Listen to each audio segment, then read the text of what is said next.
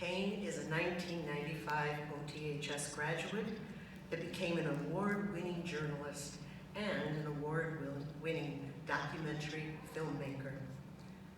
And he survived me as a director. Kane has traveled the world, and he has met and interviewed the world's great leaders. And he has done all of this to provide all of us with news. News that is not fake. Thank you so very much, Kane, and would all of you please join me now in welcoming Kane Farabaugh.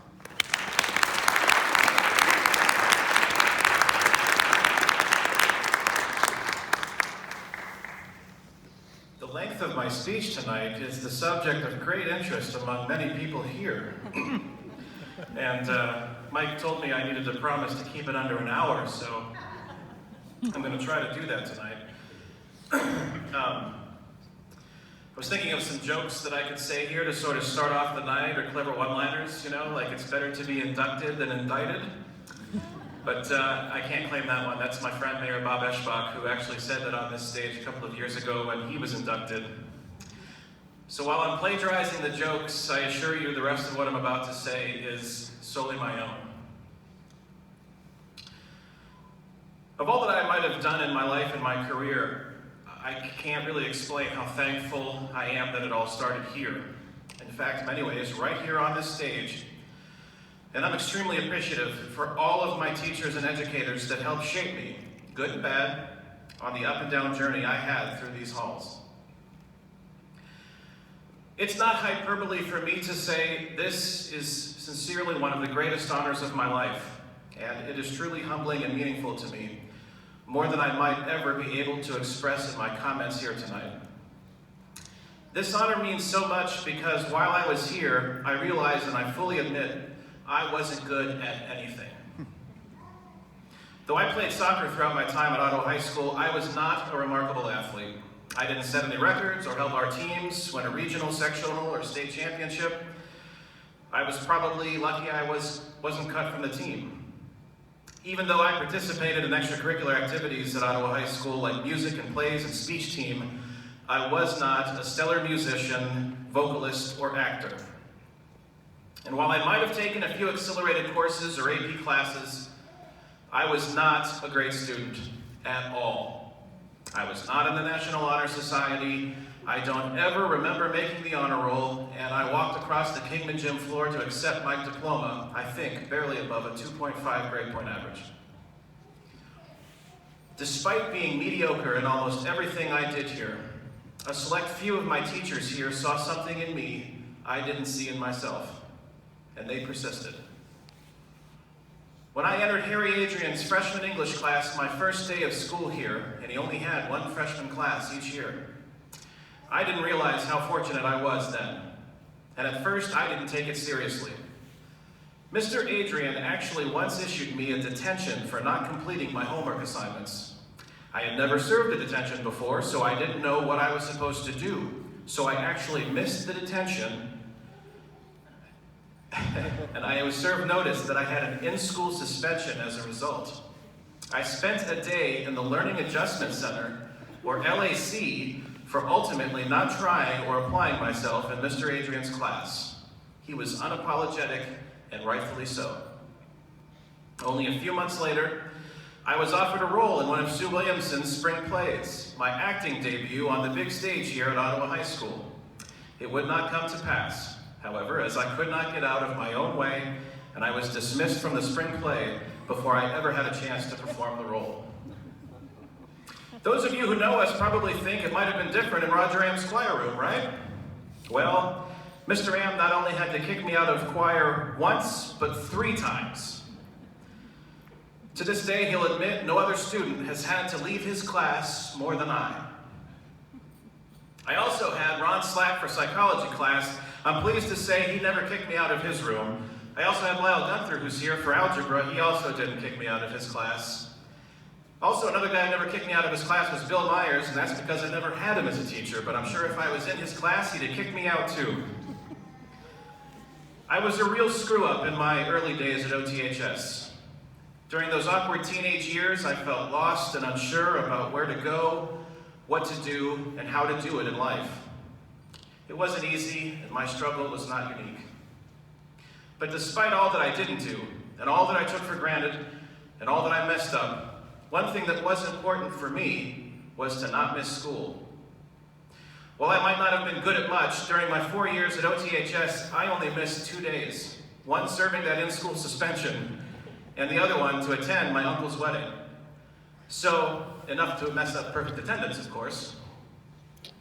I might not have been good at anything while I was here, but I sure loved being an Ottawa pirate.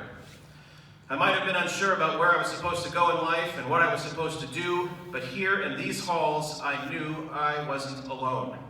At basketball games, football games, plays, concerts, and yes, even in Grace Reichardt's typing class and Beverly Venesi's algebra classes, it was better to be present than not be here at all. I didn't want to miss a minute of any of it. Despite being a screw-up, for some reason, I still felt like I belonged here. And then somewhere along the line, something clicked. After courses in Sue Williamson's speech class, by my senior year, I found myself back on this very stage in not one, but 2 plays she directed, and I also had a speech team state championship finish with my friend Rich Morensic under her direction, along with Mr. Steve Johnson. I not only returned to Rotherham's choir room after being kicked out again and again, but I also performed in show choir and musicals and participated in numerous solos, ensembles, and concerts under his direction. And after the fumbles of my freshman year in Harry Adrian's English class, I returned my senior year to take his advanced composition and great ideas courses. And through them came to a profound realization of what I wanted to do, where I needed to go, and why. Those 2 courses are 2 of the most transformational classes in my life. My awakening specifically happened somewhere in Harry Adrian's classroom at some point in my senior year, and life for me would not be the same ever after. Because of my marginal GPA, I was rejected to several film schools I applied to, and I ultimately never went to college to study journalism. Immediately after high school, given all the ups and downs, I felt joining the military was the right choice for me. That decision, after successfully becoming a military broadcaster, led me to the career I find myself in today as a television news reporter and documentary filmmaker.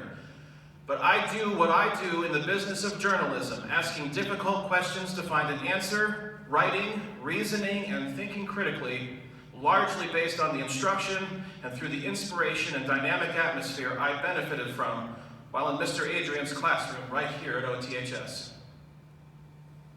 The confidence to appear in front of television cameras and to report in front of international audiences started right here on this very stage, appearing in Sue Williamson's plays and performing on her speech team.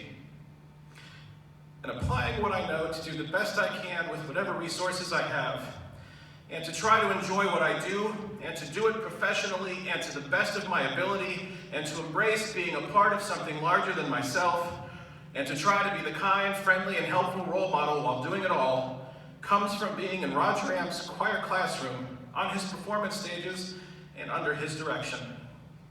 Not only was Roger Am a teacher, a mentor, and a role model, today it is an honor to say he's one of my best friends.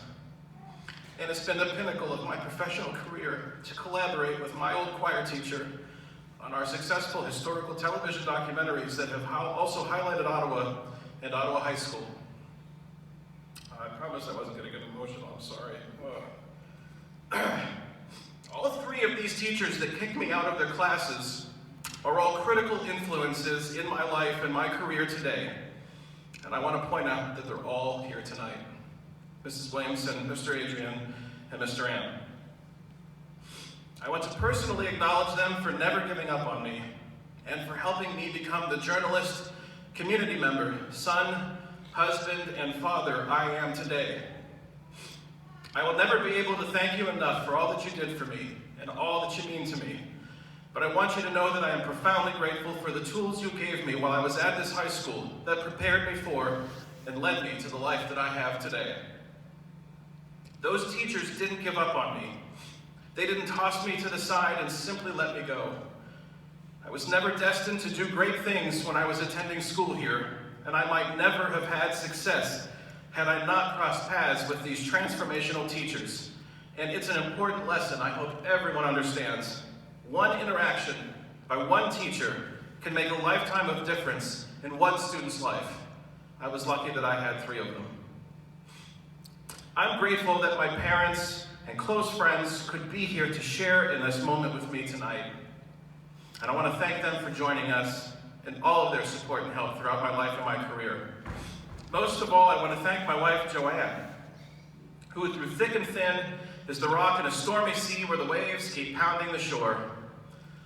I love her more than I can express, and my success in life is in no small measure because she is there next to me, helping prop me up and helping me to lead my best life. She picked up where my teachers and parents left off. I love her, and the honors I receive are her honors too. In all I've done and everywhere I've been, I am most proud to say I am an Ottawa pirate. I'm excited to tell as many people as I can about the high school and community that shaped me. And my wife and I returned to live here about 12 years ago for no other reason than because of the experience I had growing up here, which so profoundly and positively affected me. I wanted my own children, my sons Ethan, Henry, and Lucas, who are here with us tonight, to have access to the opportunities and experiences this community and this high school afforded me. For the only greater honor for me than this one tonight is to one day proudly call my own sons Ottawa Pirates. Thank you to the Ottawa High School Educational Foundation, the selection committee, and the administration here at this school and the staff who prepare and host this event for honoring all of us here tonight. And congratulations to my fellow inductees.